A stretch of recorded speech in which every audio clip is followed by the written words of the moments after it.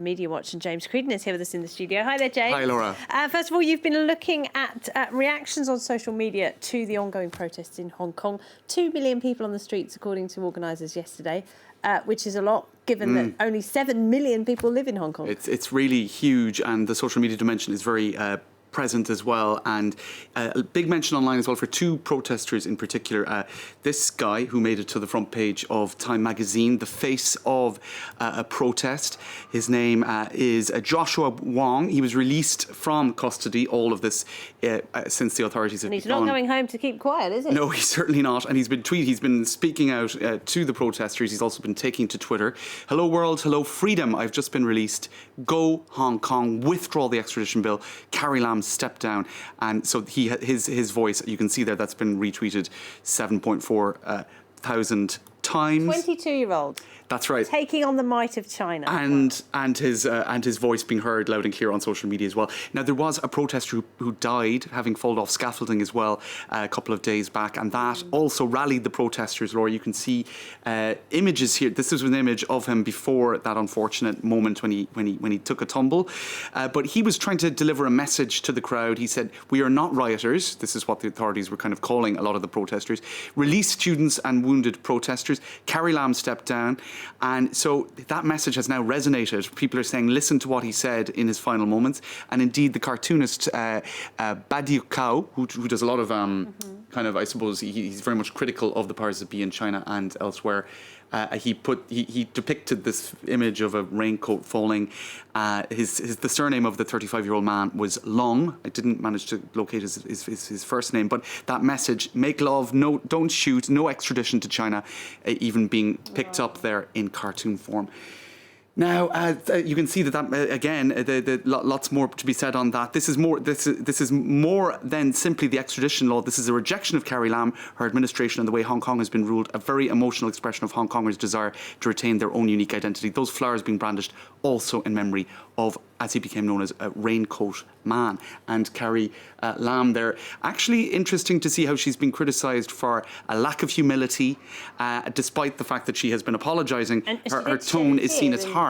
That's right. In one interview, but saying that how could she sell out Hong Kong when she loved the city so much. But yeah, she's been accused of not listening to people. And who does that remind you of? Because one French Twitter user has said, very similar to what the French President Emmanuel Macron was facing. Well, indeed, a lot of the accusations were that he wasn't listening to the Gilets jaunes, for example, even though that is, of course, dying down now. Lack of humility, stubbornness and arrogance. Hong Kong's leaders, tough style, blamed for fueling the protests. So some comparing the criticisms of Hong Kong's leader to the French president. But can we say that the protesters in Hong Kong have been a lot more polite and ordered than the Gilets jaunes, who did some of the Gilets jaunes did get a little out of hand. Certainly we haven't seen the excesses on the fringes of the Gilets jaunes movement, and many people have been lauding how orderly the protests are in Hong Kong. This was a scene where the crowd just parted to let an ambulance through. It's tracking a little bit here, but some people even comparing it to the Red Sea and Moses. So I think that it's playing here. There you go. Anyway, and then the crowd kind of closed in again afterwards. But in any case, that's one scene that's been getting a lot of shares. Another is where a bin caught fire. Protesters rushed to put out the flames, in a bid to sort of keep the order. And one very pertinent comment was, riots all over the world. Set the bins on fire. Hong Kong riots.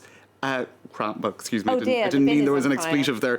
Oh dear, the bin is on fire, let's put it out. So a lot of people very different to what we saw in Paris, I have to say. That's right, very orderly stuff. Okay, let's talk about something else. This is really sweet, I think. This is a minister in Pakistan, and he was giving a very important press conference. He was using Facebook Live. Unfortunately, he had one of those pesky filters on.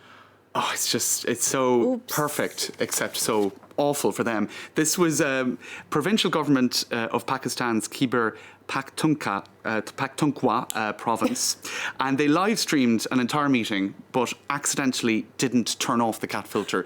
One would ask why the cat filter was switched on in the first place, but it did lead to these extraordinary scenes where, for minutes on end, you had these very. Hard to take them seriously. Well, that's it.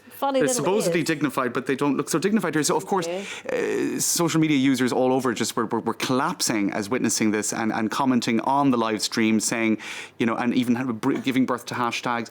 It comments all over the world. And I'm starting a petition for all Ontario government press briefings to require the use of the cat filter.